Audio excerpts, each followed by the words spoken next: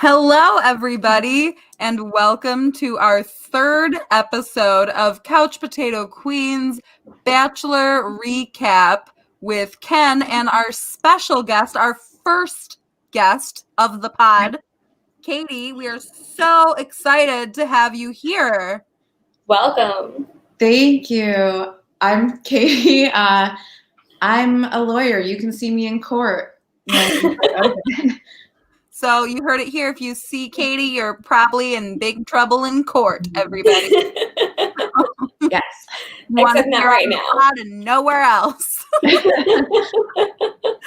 So before we get into this episode, Kendra texted me today while I was at work with some hot Bachelor gossip. Hot news. I would say that this is the most important news of the day, like in the whole span of the world. Nothing more important has happened today. Nothing more important. What Kendra's about to talk about. So, Kendra, without further ado, Wow. shock heard around the world. The news today. Shout out to my sister who actually broke the news to me. So thank you, Claire. Speaking of Claire and Dale broke up today. Like hours before this podcast, like an hour before we got on, they confirmed it. So the Bachelor gods have aligned. They just worked out right for us. So today Dale said, I have it in front of me. I'll read you his words. He said, I wanted to share with you all that Claire and I have decided to go our separate ways.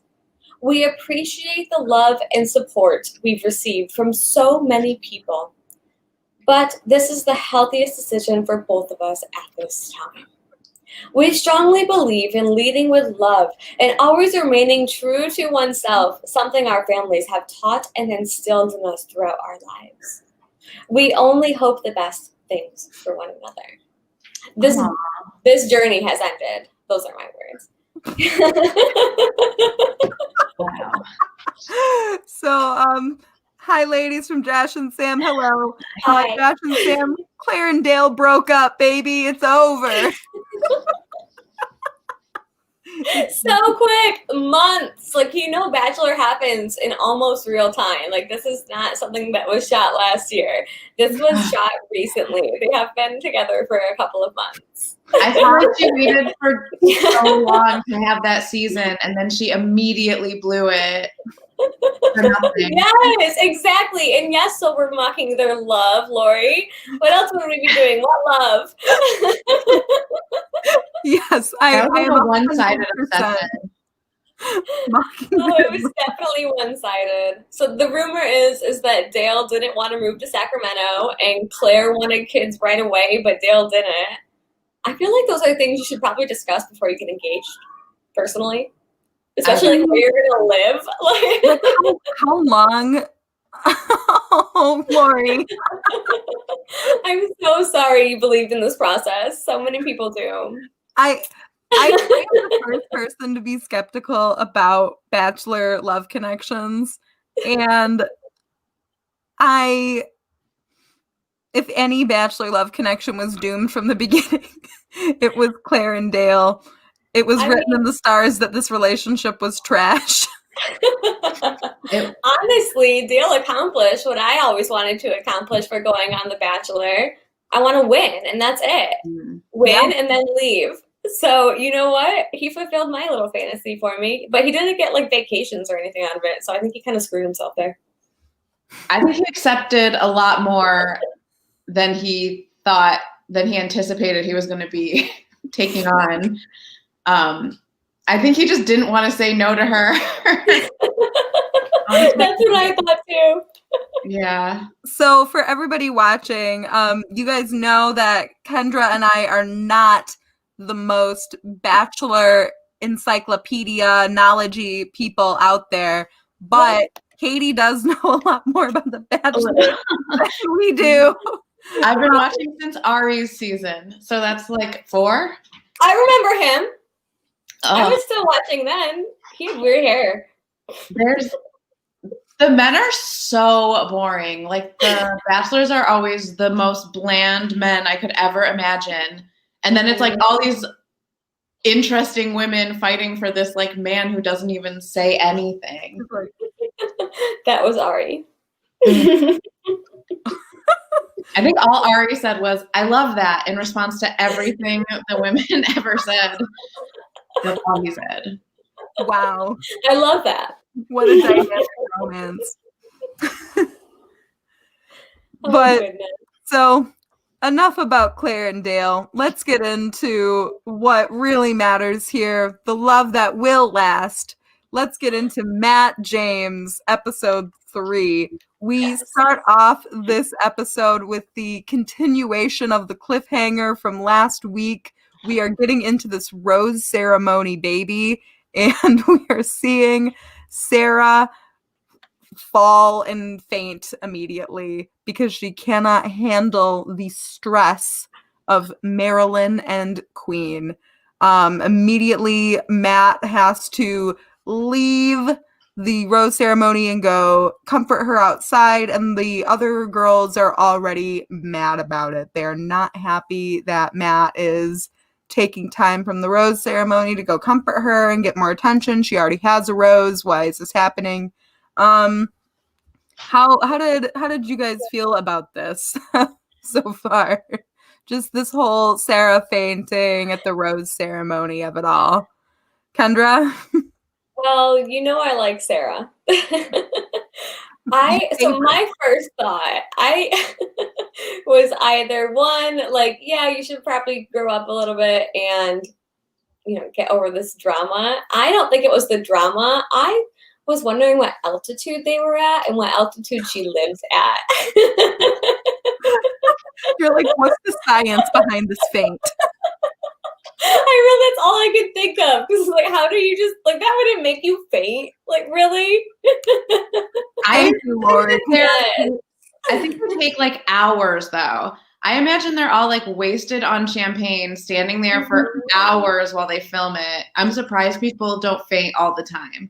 That's a good point. But then after the rest of the episode, I'm not confident saying that she did. I'm not confident that she did not fake it. That's what I'm saying. I will say at the beginning of this episode, I was very much on Sarah's side, and I'm like, yeah, why are all these girls mad? Like, she's not feeling well. But as we all know, it does not stay that simple for too long. What if she tripped and she was too embarrassed to say that she just fell off the stage? So she just went off and said she fainted. I don't think you can trip backwards off a stair while you're standing forward. If you're drunk. Yeah, fair. I mean, if she's wasted on champagne. You never know. Don't disparage Sarah. We'll do that later. Not yet, at least. Maybe that's just when she learned that he would give her attention. Like, if she just, for some reason, said she needed it, he would go drop everything. Yep. Because what's wild about this whole episode to me is that if you remember last week, she was one of the people who would not open up. She was having a hard time opening up on her date, and we thought she was going to get sent home on her one-on-one because she wouldn't open up to Matt, and he cares so much about that kind of thing. And now that she has, it's just like the floodgates. So I think she's realized that, like, this is her ticket, and she is riding it out, baby. What if she has COVID? What a twist! What if? What a twist! I hope I hope that she does not, because they probably have to shut down. Yeah. They really would. Although they're all exposed to one another anyway. This is true.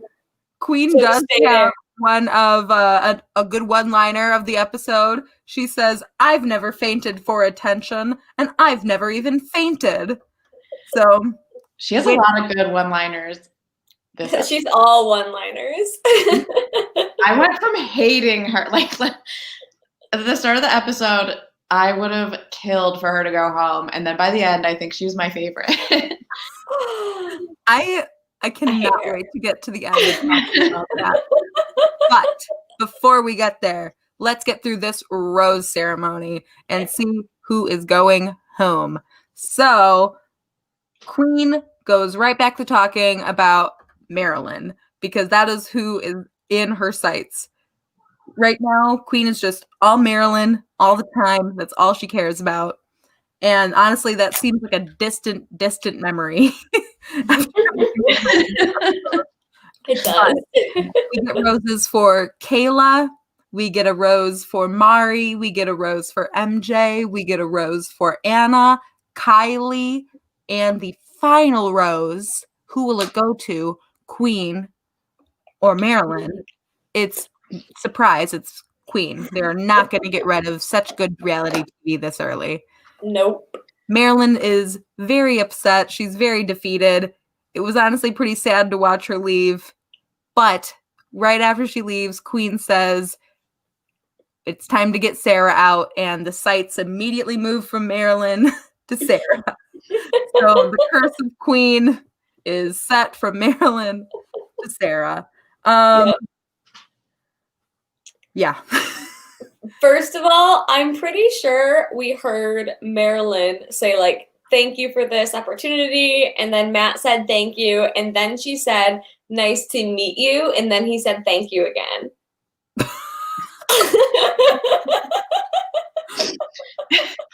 Just saying. I could have heard that wrong, but I rewound it like 3 times and I'm pretty sure I didn't. I feel like Matt does not know where he is half the time, especially when he has to do something like real, like he has to like do something not so fun, like send girls home. He just gets so flustered. I feel like he didn't know who Marilyn was when he sent her home. Like he forgot who she was already. It's so weird to me that he's home. That's right, from behind the couch. In a face that matched the living room perfectly, and other faces in the living room. He's like, I remembered you liked orchids. I'm like, well, we didn't. That was crazy. Like one of the producer who was like, so there's this show called Unreal that's about the producers on The Bachelor, basically. And I just assume it's exactly like that in real life. So I imagine it's like the producer who handles that girl must have been like, hey, you need to give her an orchid right now. Like, you need to spend time with her. Here's an orchid. Remember? She said it's her favorite. So that was so weird that he had that and that he remembered that. I don't think he remembered it. I think it was probably like on her application or something. And they were like, give her this. Yeah. Someone handed that to him right before. That was so weird. So weird. I hated that. So we get away from the super awkward rose ceremony and we get into the next day, and it is time for the first date card of the episode. And Chris Harrison comes in and says that Matt has trouble when he starts to feel uncomfortable. So he has planned a special date. Chris Harrison himself has planned a special date to help Matt not feel so uncomfortable. No one knows what it is, and I believe this is genuine. I honestly believe that no one was prepared for this other than Chris Harrison and the producers. And these are the lucky ladies who are going on this date. We have Rachel, Bree, Lauren, Kit, Serena, C, Queen, Kayla, Anna, who's going on her first date ever with Matt, Kylie, Katie. And this is definitely the drama group. Like all of the heaviest hitters are for sure in this group as far as reality TV moments go. Yep. So we get to the date, and surprise, Chris Harrison has written porn. 2015. Yeah, apparently like 6 years old, and he just chose to advertise it now, I guess. Amazon had 19 copies. This is a real book. Chris Harrison was like, it's 2020. This is my time, baby. It's time to show off my porn writing abilities from 2015. I don't get why he hasn't brought it up like every year since then. It seems I know. so weird to just, after 6 years, never mentioning it, as far as I know. I wonder if he like signed something when he wrote the book that The Bachelor wouldn't advertise it, and so this was finally his way around of advertising it. Like the contract expired, and like now they're allowed to. Yeah. I mean, like, so we were all in a group chat last night when we were watching this, and I'm texting Ken, and I'm like, wait till you get to the date, it's bananas. And Ken's like, I found the book and I bought it. So maybe next week on the pod we can do a dramatic reading. It's an audio book. We can just play it. I haven't looked up who reads it yet. I really hope it's Chris Harrison. If it's Chris Harrison reading this book. I really hope so. I thought it was some weird joke that they did not set up properly when they said it was his book. Same. With a lot of sex in it. I was like, why are they taking this? What? They're like, Chris wrote this. No, he actually did. Oh my god. The perfect letter. The perfect letter. And the subtitle is like, from the host of The Bachelor and The Bachelorette. Why are you only advertising this now, Miss Thing? Do you think he physically wrote it? Like, those are his words and his thoughts put to paper? Or do you think I can see it. What year did he go write? Hello, cat. That was a cat. That was his ghostwriter. Oh my god. I in my heart of hearts, I want to believe that Chris Harrison sat his little behind down at a desk and was like, this is it. This is gonna be the thing. Me too. I'm just gonna believe that. I can't. So we move on to this date, and surprise, what is the date? I don't even know what the date is. Yeah.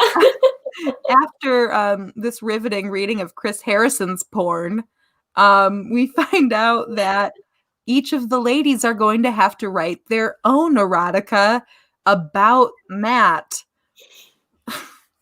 which is just like the most wild premise for a date ever. Like I just want to like put this into like reality for a moment. Just imagine going on like a date. Okay, let's pretend that we're going on like a Tinder date with somebody, and then you meet up with them, and they're like, "For our date, you're gonna write about me, and then read it in front of an audience." In front of a bunch of other girls I'm dating. All the 32 of my other girls came. Like, not literally. That was crazy. I would have been so uncomfortable if I was the girl who had to just go be an audience member to this weird date. I would be like, what the fuck is happening? Like, why do I have to watch this?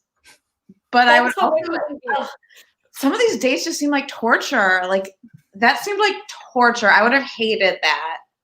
Would you have ever been on this date or the capture the heart date where they were just like beating each other up? I think the capture the heart one. I don't know, actually. I mean, it depends what my intentions are. If I'm there to like meet someone, probably definitely the capture the heart. But I could see myself rocking this erotica thing. And it'd be funny, but then I'd want to like never see anyone else in that room ever again. It's so weird because they kept talking about like his huge dick, and I was like, what if he doesn't have a huge penis? Like, what if all he's thinking right now is like, well, now I can't take any of these women to the fantasy suite because they're already going to be disappointed. Like, it's weird to have to talk about his body parts before you get to see them. It just seemed so, and Matt seemed so uncomfortable the whole time, especially when they made, like, because Matt had to read his own erotica about himself, I guess. I feel like that was erotica. That was not the same. That was a Disney movie. So He was talking about chocolate cake. Here's my impression of Matt reading his porn. She smells chocolate cake, a smell that she smelled forever. That's literally what happened. Mine was, she smelled the smell that she had smelled forever. Chocolate cake. You have to just like the deadpan eyes, It kind of seemed like he was trying to do beat poetry deliverance too, though. Like he had weird dramatic pauses. Yeah. Didn't make sense. He just never seemed comfortable. Matt was coached by somebody and he did not write that. Oh. I could see that. He probably had to like pass it to the producers and was like, is this okay? I think the producers passed it to him and were like, here, your turn, buddy. I think the producers must have helped all the ladies write theirs too. Yeah. So, a couple of them. How did you feel about these ones that were just like bleeped out? I think there's a lot of excess bleeping. I don't think they were as dirty as it sounded. I think I agree. Had an effect. I agree. I 100% agree. But I'm curious what Queen Victoria said. Everyone was dying. Right? Are we censored on here at all? Because I loved Victoria's use of the C word. I did like that. And then it just got too bleepy. I feel like Victoria's was just like 50 Shades of Grey light. Yes. You know? But then it was also like everyone else, all the other women are dishonest and fake. Like stuff like that was thrown in as well. And then she came, and she wasn't fake because she wasn't like all the other girls that you've been with who were fake. Exactly. Smart. So weird. I like that Anna wrote chapter 17. That's what she said she was reading was chapter 17 of her story. Like, damn, dude. Okay. Some of these seemed just so uncomfortable. Like Lauren seemed awkward. Kayla was just having a great time. We all know that Kayla's just, been thirsty for Matt since day one. Rachel said my groin fluttered with desire. My groin. Like, what a weird thing to say.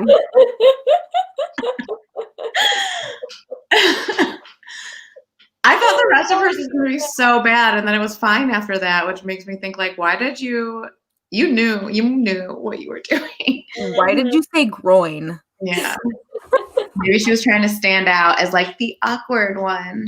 That's entirely possible. She's one of the really young ones, isn't she? Huh? Yeah, he likes her. Oh, yeah, he likes 21. her. Sorry, what did you say? Oh, is she one of the girls who's like 21 years old only? Yes. Oh. Yes, she's very young. She's very young. I think she's 21 or 22. Yeah. Yeah. She's very young. Ooh. I'm too old for The Bachelor. Yes. I have to plug my laptop in. So Kendra, why don't you talk briefly about the start of this after party, okay? Yes. So let me get to the cocktail party after the date. And first he has some one-on-one time with Rachel. They seem to connect, but honestly, like I think it's kind of surface. Like it feels like they're connecting, but I can't really see where. And personally, I think it's very physical for Matt. I don't think that he really knows anything about her yet from what I've seen. And I think he just thinks she's pretty hot and young. He started kissing her so soon. Like so soon. Like they had no conversation. No. Yeah. And I think that happens a lot with him. Yeah, I agree. I think that they just like say a lot about, I mean, it could be the editing, but like a lot about like, I'm really connecting with you. Yeah, this connection is so strong. We're on a roller coaster together. And then they make out. Yeah. Rachel's 24. Thank you, sir. Thank you, Claire. Claire, our fact checker. I very much trust you. I feel like these two first like one-on-ones that we got of the after party were just super awkward because, and I feel like Matt is just super quick on the kiss trigger. Yeah, like y'all were saying. 100% agree. Like, I don't feel like they ever actually talk about anything. Like, I guess they did a little with Serena, like on the one-on-ones, kind of, but it seems more like they talk. It seems like they just immediately jump into something that I guess they've been planning for a while, because they just like dive right into some crazy fact about themselves that you would never just bring up. Right. Yeah, and then he's just like, oh my God, I'm going to kiss you now. And that's all that seems to happen. Yes. Yeah, like I don't know if it's we get two big old kisses right at the top of this after party from Rachel and from Bree. And neither of them seemed really prompted, honestly. No, just kisses. Yeah, that's what I was saying. Like, I don't know if it's the editing or if that is just actually how it's going, because it's weird. I imagine if they were having like good conversations, those would be edited in if they had them. So it used to be. I think he's really bad. I think he's bad at it because he doesn't know. Like, usually it's someone who has been on the other side who's chosen. And I don't think he knows like what this is. Like, I don't know how much he even knows about what he's doing. He seems like a genuinely nice guy, but he doesn't seem to know how to navigate this at all. And so it's kind of fascinating, especially for me, who has not watched The Bachelor in forever, to be watching someone who like doesn't know how to be the Bachelor for the right. Like you do, yeah. Or that. Yeah, that too. Maybe he doesn't drink that much at home, and now he's just like always drunk because he has to drink so much champagne. I mean, I feel like they just are constantly giving Bachelor contestants alcohol all the time. I know. It is flowing. I mean, there was that like behind the scenes for a minute. I don't know if that was real or fake, but they said that they were just like always being fed booze. And that, like, if they weren't having a good time, the producers would just, like, encourage them to drink more. I can, like, feel my migraine as we speak. Don't like all those bubbles. Maybe that's why he just goes for the kiss so fast. He's just, like, drunk and ready to fuck. Yes, accidentally. I know he can't. That's all I can do. So we do cut back to the hotel for are they in a hotel? I think they are. I was asking Paris what to call it. He said I would call it a resort. Okay, so they go back to the resort. Better than the La Quinta that Tayshia got to film at. Yeah, it wasn't like that. That was so much nicer, by the way, not to like divert, but I know. I mean, like R.I.P. the La Quinta, honestly. The real star of The Bachelorette. Seriously. So we do cut back to the hotel and we start to see the spiral of Sarah this episode. We are finally here 28 minutes into our podcast. We are finally at the spiral of Sarah.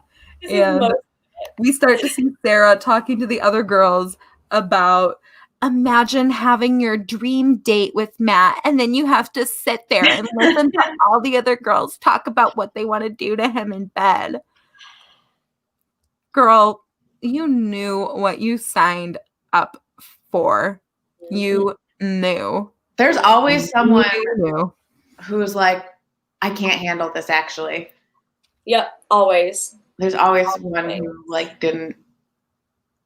I don't know what her deal was, though. I don't know what her driving force for going home was. I almost feel like when she finally left, it was more saving face than anything.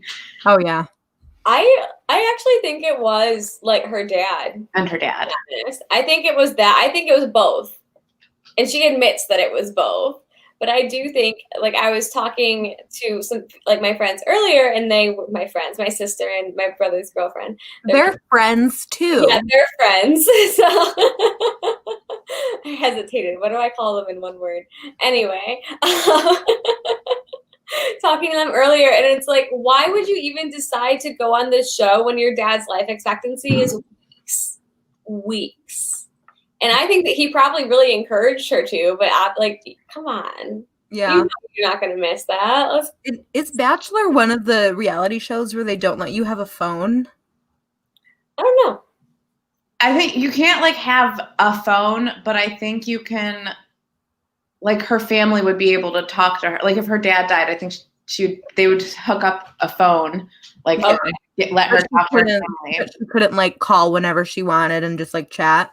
Maybe not like you can just with your own phone near you all the time. Yeah. I don't think they can unless there's like an emergency or something. That makes sense because they'd be tweeting about things like, someone. Yeah. Oh yeah. They'd have to like highly monitor their phones. Yeah. Oh, I mean, I think if they do, like, there's probably like a landline that they can get called over to talk to someone. Yeah. I know on the challenge they have like a phone, a landline phone, and they can always, I don't know if it's always, but they can just go call people when they miss them. Like but American I have that here. I feel like they'd show that on TV. Like, I feel like that'd be part of the Bachelor. Like, we'd see them calling home, you know what I mean? Agree. Yeah. Yeah, I 100% agree. But anyway, we diverge. We thought we were going to keep this short. We were texting, this will be a short one. No. So we get to the date card, and Sarah is nowhere to be found because there's no way that her name will be on this date card. So why would she even be there to hear who it is? Because it won't be her. It'll be some other girl. And it is Serena P., who honestly I forgot she was even there. And she did not seem like a contender at all, or even a person who would make it past the first rose ceremony. But here she is on a one-on-one date, baby. And we also get to see Sarah sulking upstairs, freaking out. We get to see a whole bunch of the spiral starting to happen. How did you feel about Serena getting picked for this date? Were you surprised by that, Katie? I was surprised because I didn't think he was into her, but I don't think I can tell who he's into. Like, to me, he never sounds sincere. Just his delivery or his voice, it doesn't ever sound like he means it when he's talking to them. So I just have been, like, every time he talks to anyone, I'm like, oh, he doesn't really like that girl. But I guess that's just how it is for all of them. Like, I think he just has a weird way of speaking or a robotic way of speaking or something. But I was surprised, but then they seemed to have a good date. Yeah. It was rude that he like made her wait to go beg Sarah to stay again. Yeah, I agree. And you know what? We skipped like a whole little part about like Sarah interrupting the cocktail party at the group date. We were like, there. Yeah, she like came into the group date and interrupted everything, and that was why she like didn't come down to the card reading for the one-on-one date because she was just so embarrassed because she interrupted this group date and everyone was so mad at her. And so now when Serena's one-on-one date comes, she's still not down there, and Matt tries to talk about what happened when she interrupted, and he's like, she's not there. He notices, obviously, and so he goes and comforts her for who knows how long. It was a date. When Sarah like got triggered in some way by Serena being chosen for this date. And when she heard that, she immediately had to leave her room, freak out, and stomp over to the group date, the evening date of part 2 that was still happening. And she walks in while Matt is talking to Katie. And she says, "Can I cut in?" And Matt says, "Okay, I guess." And Katie's like, "Well, whatever." And she just starts taking the time away from these girls. And we know that in Bachelor history, this does not go well. for anybody. Matt should have said no. Like, Matt's here for it. Matt is, I feel like that's one of the things where if he had been a competitor on The Bachelorette, he would know what all those girls on the group date maybe are thinking or feeling when they're like sitting there waiting to talk to him. But I don't know. I didn't realize that Sarah was like, I don't know. I don't know why she's so important. Like, would he have done that for other women, or what? Is it just her? Like, was she his top girl? Because I didn't think she was. So Matt does say, okay, well, we'll talk for a little bit. And then Katie walks out to the other girls and says what happens. And the girls are like, no, go back in there. Why did you let that? They say to Katie, go back in there, Katie. Why did you let that happen? So Katie goes back in there and says, can I get back to my date, please? And Sarah says, 5 more minutes. And Katie says, well, how about 2 minutes? And then she says, okay. And then Katie stands like 8 feet away. I love that. I felt like then Matt should have been like, okay, Sarah, like the other girls, this is their date. Like, I just gave you some time. Now Katie wants her time. It seemed like it was insulting when he went back, sat down with them, and was just like, so Rachel, will you take this rose? Because that's like the only person he talked to, and no one else got to talk to him. Yeah. Insane. I think there's like wrongdoings on all sides here. Like, I feel like Katie shouldn't have went back. Katie listened to Queen. Like, Queen told her to go back. And so she listened to Queen and went back and interrupted. And then like her constant interrupting after that, I think that plays bad on her, to be honest. Like, that would be very annoying to me just as a personality trait. But then Matt was like very happy to see Sarah. He was very fine that she was there. And I don't think he wanted Katie to interrupt. I think he wanted to stay there for 5 more minutes with Sarah. I mean, because then when Katie finally did get her time, he was like, well, we're going to walk Sarah out. And they walked outside alone and made out. Like, he wanted to be with her. It was like very clear and apparent that Matt wanted to spend that time with Sarah. And I don't know if it was because he genuinely wanted to be with Sarah or if it was because he felt guilty because she felt bad. I can definitely see Matt being the type of person to be like, this girl feels bad, so I need to do something about it. Like, the good person in Matt needs to fix the thing that's going wrong, you know? I could see both. And like, she was like, you know, the first one-on-one or the early one-on-one. Yeah. So, you know, they haven't been there very long. So I could see her being like a strong connection for him because he doesn't really know anyone else. Yeah. You know, he hasn't only been on a date with Bree. Yeah. Bree was the first one. So yeah, I think that he could really like her, but there's no history behind it. Yeah. I think he really liked her. I do think it's because he just hasn't had any one-on-one dates really with anyone else. So he doesn't really know them. Yeah. But I think he really likes her. He doesn't understand that like he needs to date all of the other people equally. For some reason, I don't know why he doesn't get that. It's because he hasn't been on the show before. There's a reason why they usually have bachelors or bachelorettes be people who've been on the show before. And I always thought it was kind of dumb and like weird and masturbatory in a way to like keep it in the family or whatever. But like it makes sense now because Matt's like way out of his element. Yeah. For sure. And he's also not some random guy. Like I'm pretty sure he's best friends and business partners with Tyler C. from Alabama Hannah's season. Alabama Hannah. I can't think of her last name. That's enough of a descriptor. Yeah. Okay, Maybe if Claire is still watching our fact checker, please let us know, Claire, what Alabama Hannah's last name is. I can't believe I don't remember. That's one of the only Bachelorette seasons I got through the whole season. This guy Matt is just like a roommate of the runner-up from her season, basically. Oh, okay. Some random stranger. Okay. Which is insane. Like, why not just like I feel like it should be someone who's totally unrelated from everyone, or someone who has been on it.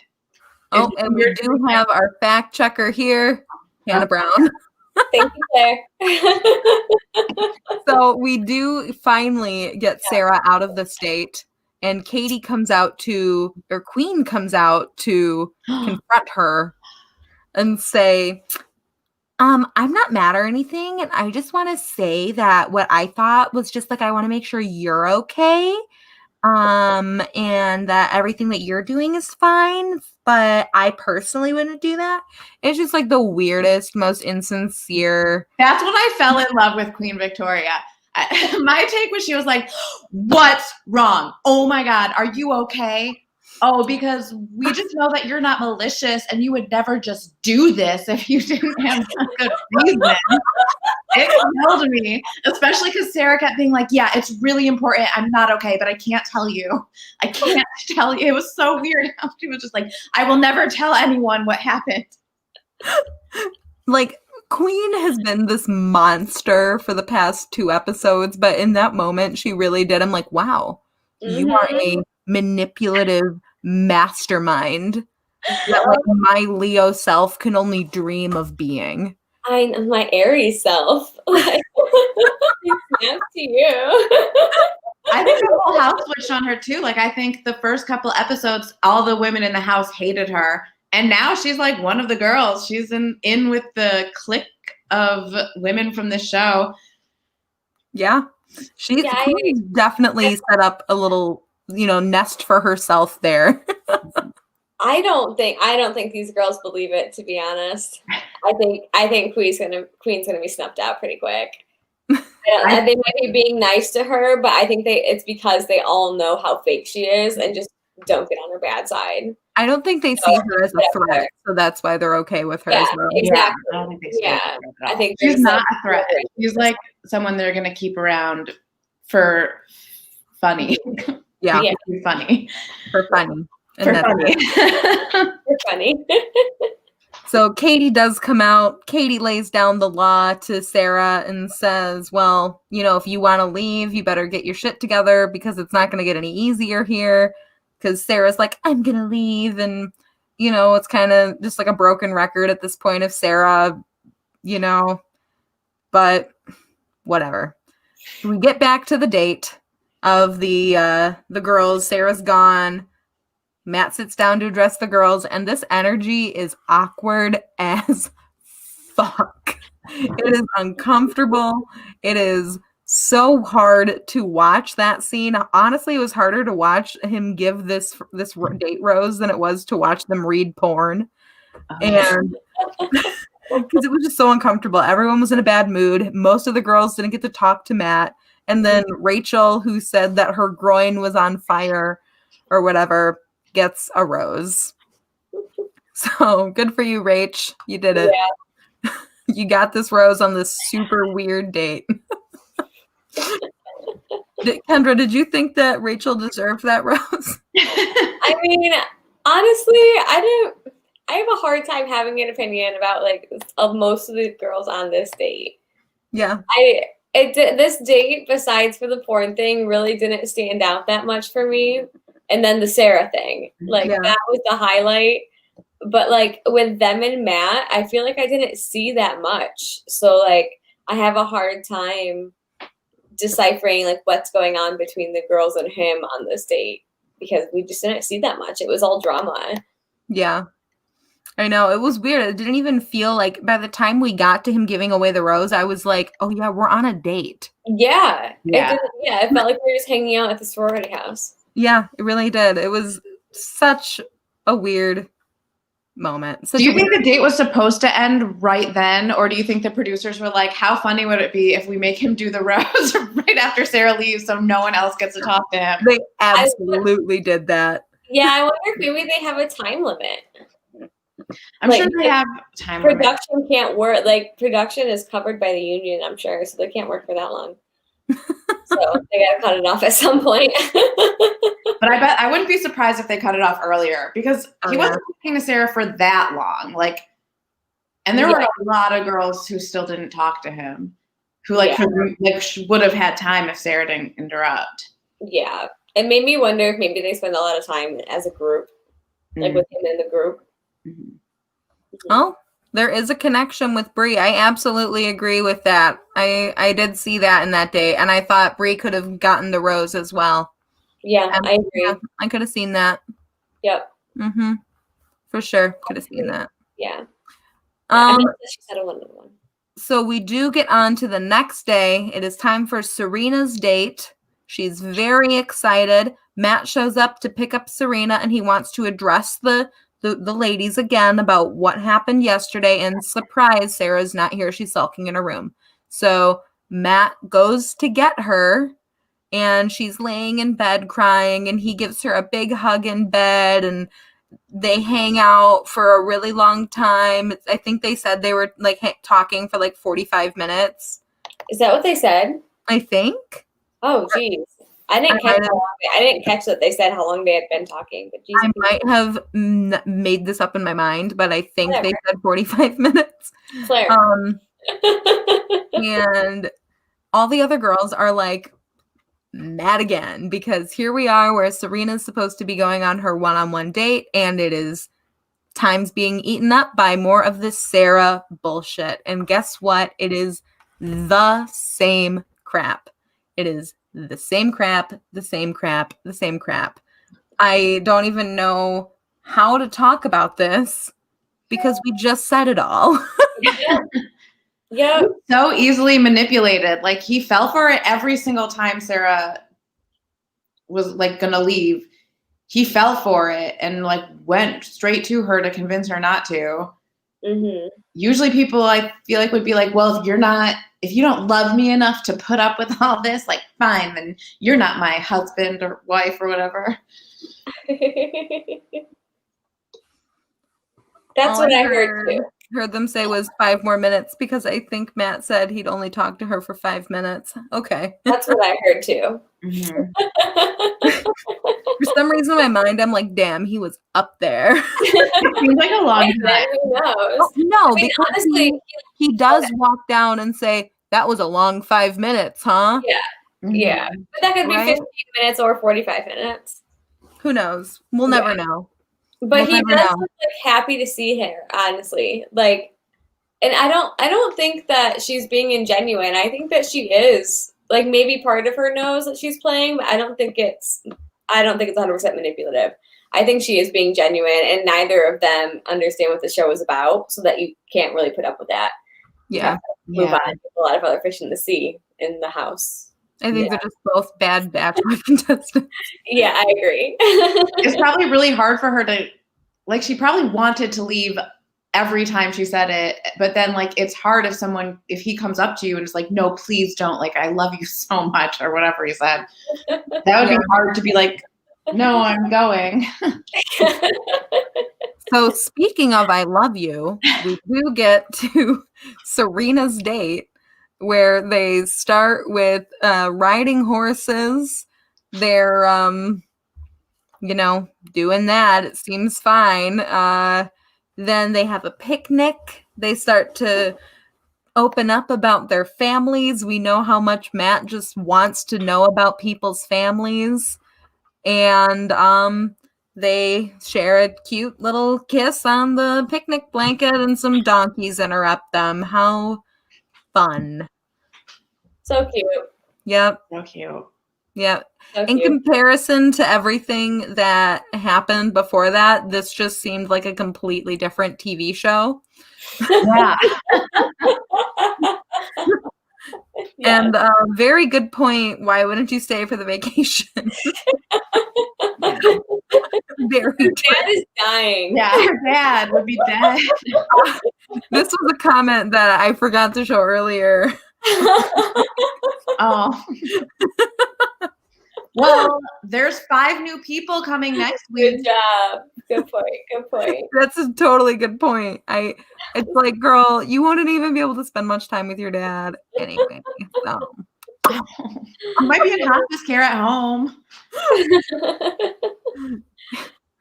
Quarantine girl. Quarantine's happening, Sarah. It's real. You may as well stay where you're at. But So now we get on to this dinner date with Serena. She looks great. They look fine. They're talking about their past relationship. Serena talks about going through a bad breakup in the past. Matt says that he also went through a breakup recently, but it only lasted for 4 months, and that he used to think he'd been in love, but he's never actually been in love now that he's matured. That's like, I don't know, Matt. It seemed like a weird thing for him to say. Everything he said about his past relationships was like a huge red flag to me. I would 100% agree. You are not ready. Not ready, buddy. And like that sounded like you did not want to commit to somebody, and now you're the Bachelor. Yeah. Yep, I would 100% agree. I wish he would have talked about, like, because he said his last relationship was 4 months. I wanted him to say like how long. It seemed like she was asking that too, like what is your long-term relationship history? And if his answer to that is this 4-month thing I just left, that's like 4 months. Like that's what comes to mind when you're asked this question. Yeah. Right. Yeah, it's kind of scary to me too. I mean, I can definitely see Matt being the kind of person who has not had like a long-term girlfriend. For sure. But I think if your only relationship is like a 4-month thing, you can just say, I haven't had a long-term girlfriend. Yeah, I think that makes more sense. Yeah. I would 100% agree because you haven't. 4 months and I've never been in love. Way better Bachelor narrative, honestly. His speech about like thinking he was in love before, but now he realizes it actually wasn't, was so gross too. Yeah. I agree. Yeah, I think there's a better way to say that. Like, just say no. Serena feel weird. Say no. Or say like yes, like yeah, or say yes, yeah. But then your feelings changed, or like you understand love to be a different thing, but you did think you were in love. You know, like don't say just like this whole speech about like I was in love, but I was lying to myself. I was lying. So what are you doing here? Are you lying to me? But now I would say no. Chocolate cake. Chocolate cake. Especially with his like talk about the 4-month relationship and not bringing up any other relationship in his history. I was just like, so I feel like he was lying. Like, I don't think he ever thought he was in love and then changed his mind. I feel like he just weirdly made that up. Everything he says sounds like a lie to me. I don't know why, like his tone of voice just sounds like very insincere to me. I feel like I just get the vibe that he's fed a lot of lines and is having a hard time being sincere and differentiating from being fed lines and actually talking. I think he hasn't had that many relationships before, and now he's overwhelmed by like all these feelings, and he thinks everyone is a nice person. So yeah, he's just like, who to pick from? Whoa! He seems to love every person he talks to. Yeah. He has not had like a bad interaction with anyone. He's not Marilyn. Anyone. Oh yeah, or Marilyn. And I mean, barely even Marilyn. He's just like, something had to be done. Oh yeah, that was so weird. It was so weird how that conversation was the last of Marilyn. Like there was, I would have expected him to keep both of them or get rid of both of them. But it weirded me out that he got rid of her and kept Queen Victoria without more. I would 100% expected that. So we finally end this dinner day, and we end on a Bachelor staple, another fucking hot tub. It's the third hot tub of the season, I think. Is that right, Kendra? I don't know. Is it the same hot tub every time? There's a hot tub every episode. I think there's been a hot tub on every one-on-one date. They're probably really limited in the space they're allowed to go. So, yeah. Lots of hot tubs. But they've been a different hot tub like every time. Oh, it's been a different one? I haven't even paid attention. It's been a different hot tub. You're at a resort. There's lots of hot tubs. Oh yeah. Lots of hot tubs. And so now we are back at the hotel, baby. And Sarah has still not come down from her room. And Kit says that, well, I'm not missing her at all. And Sarah doesn't need Matt. Sarah needs a Xanax. Another love that line. one-liner from Queen. That was so funny. I love that line. I'm like, girl, same. I don't need Matt either. Where's the Xanax? Hook a girl up. That's wonderful. So we get the date card. It arrives, and Sarah finally comes down to see the date card.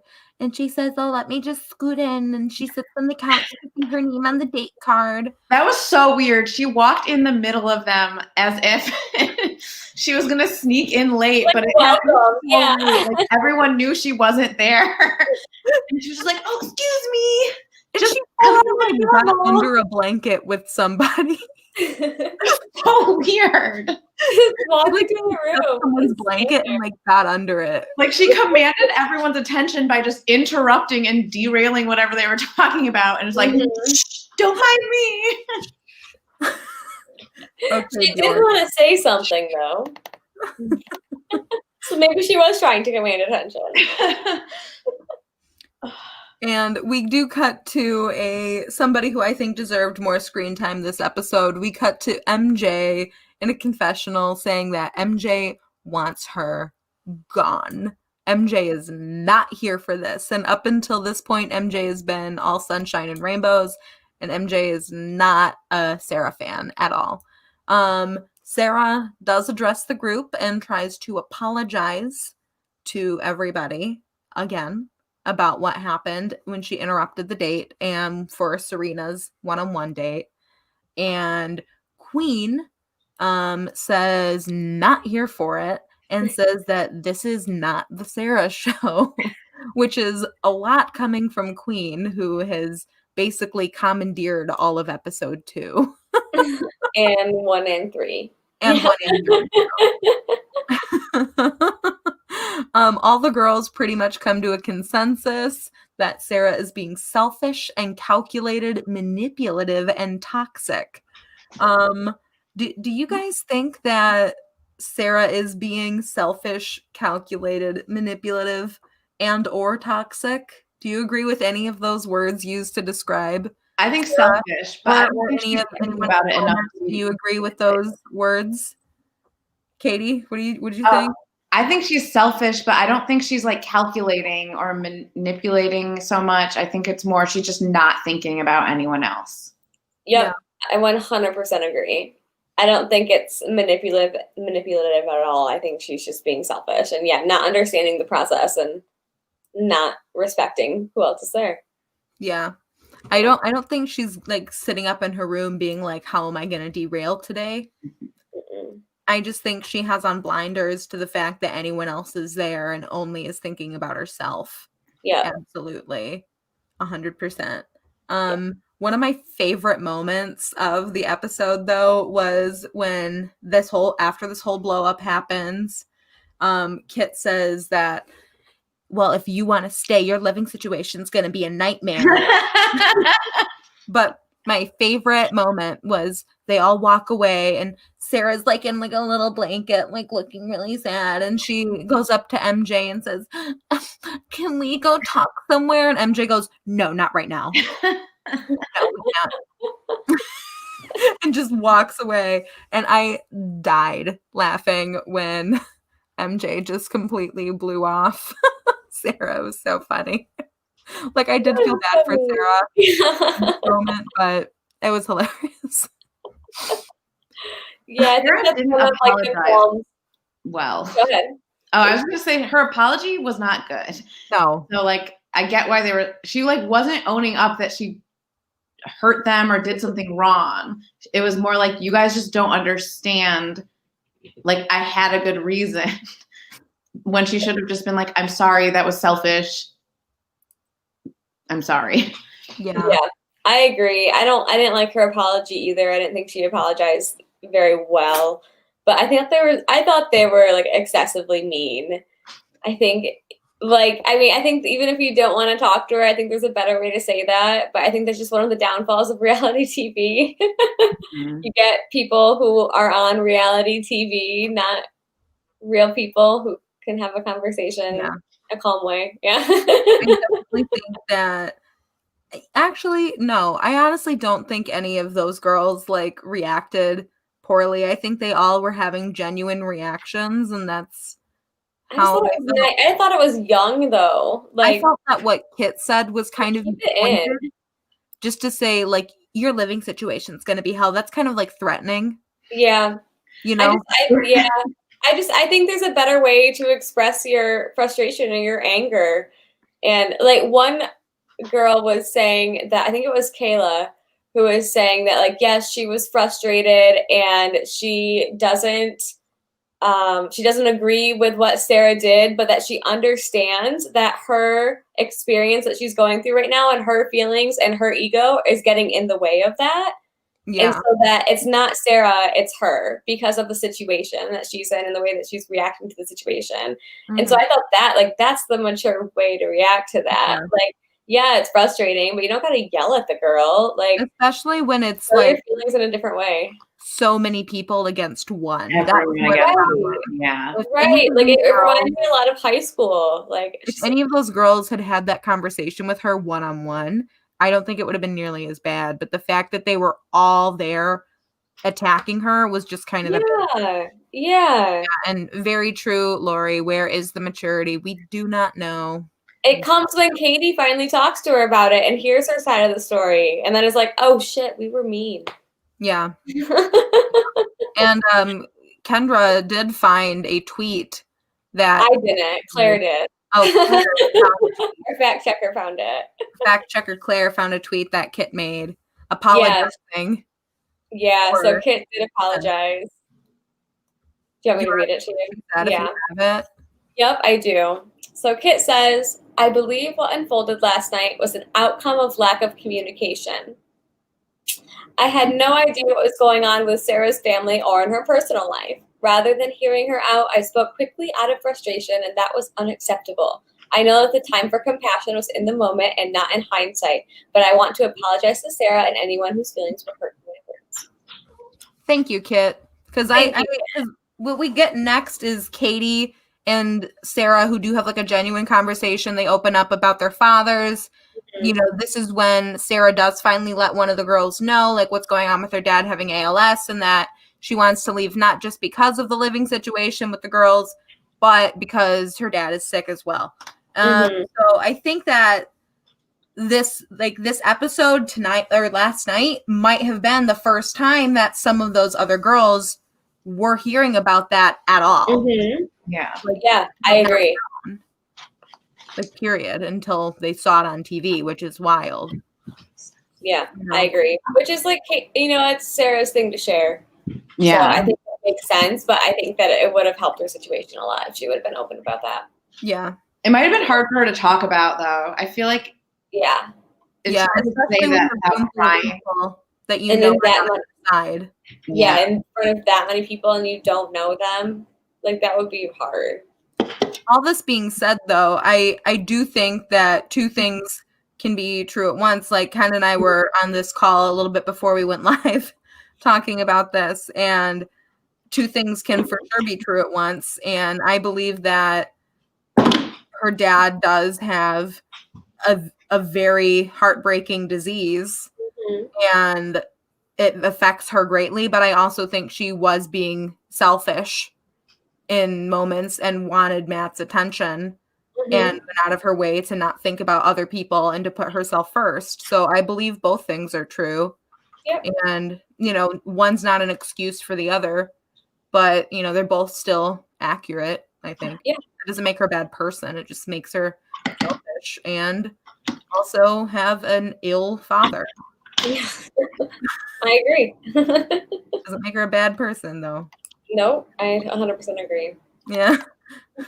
Sorry, Lori. I know you don't believe me.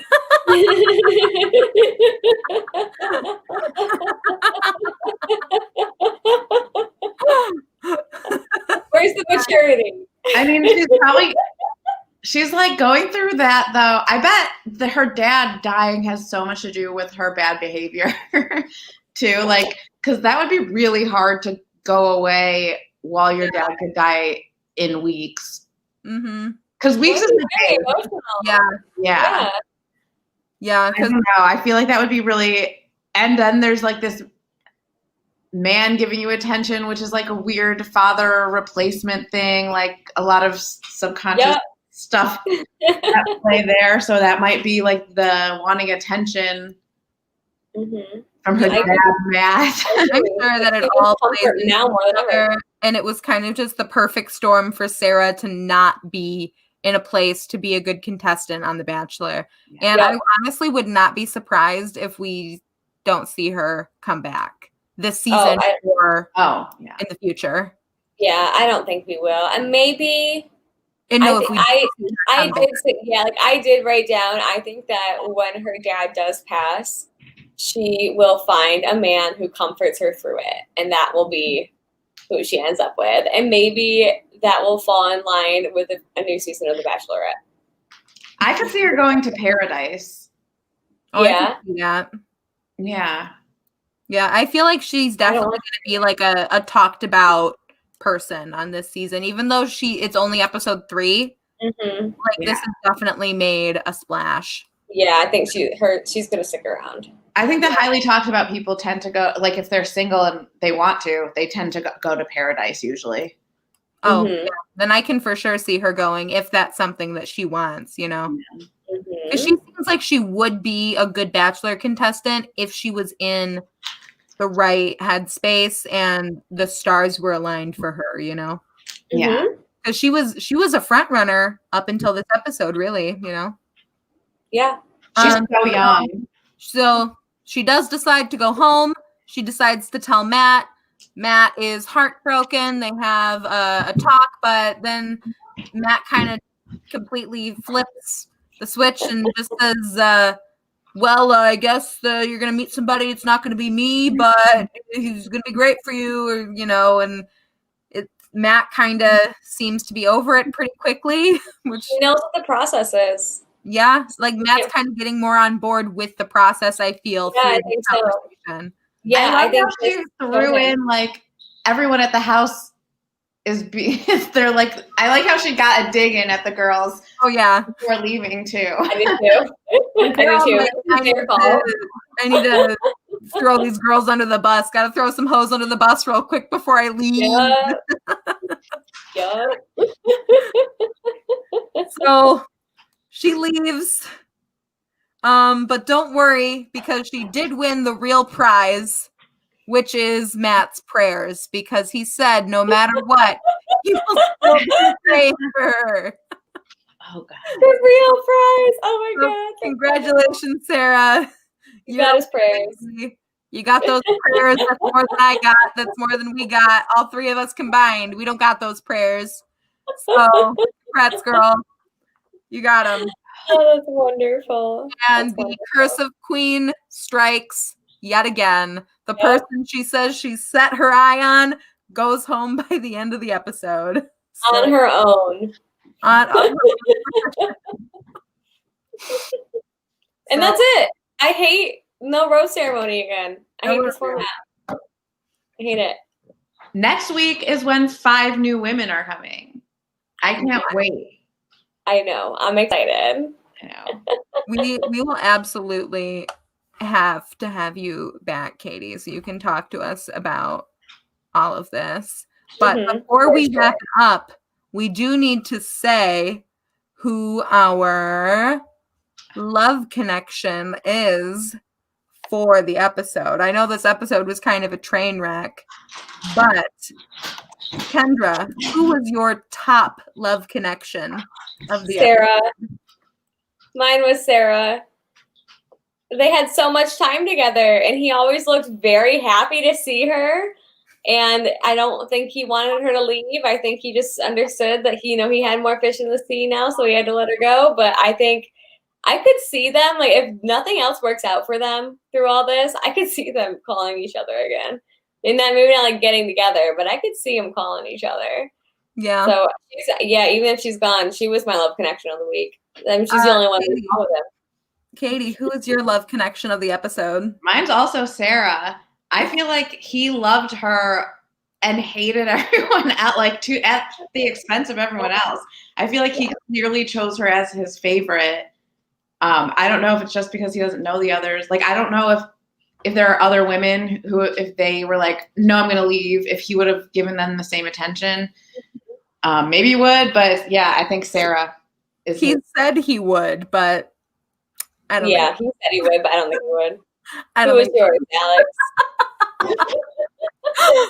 And my top love connection for this week, I actually picked Serena P because I was so surprised, because up until this week, I did not even remember that she existed.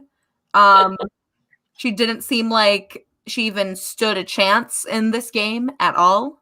And the fact that they were able to have an actual connection, she said that she could see herself falling in love with him was huge. She was the first person to drop the L word. She gets my love connection for the week. Go Serena P. And our Hot Mess Express. Katie, would you like to kick off who our Hot Mess Express is for you? I think my Hot Mess Express is also Sarah, because she was such a she was all over the place. I felt really bad. I felt bad for her, was also irritated by her, and like I felt so many things for her. Too many things. You gotta get it together. Absolutely. Kendra, who was your Hot Mess Express? Mine was Matt this week. I thought that first group date, he bombed that. Like, that was so awkward. His reading was, and then just his attention to Sarah all week. Like, I'm still a fan of Sarah. She's still my favorite. Not gonna lie. If she comes back, I'll be here for it. But it was, he didn't trust the process. Like, he didn't respect the other women, and he didn't he could have allowed her time, but still respected their time, and he didn't. And so I think that he just really messed up as being a bachelor this week. So I have two Hot Mess Expresses for this week, and my first one is the perfect letter. That's right. Chris Harrison says. Why does Chris Harrison write porn? Maybe it's really good. We don't know yet. And that takes me into my second Hot Mess Express of the week, which is Kendra for buying Chris Harrison's porn. It was $12. And that's a gift for you. So thank you. I'm so excited to get it.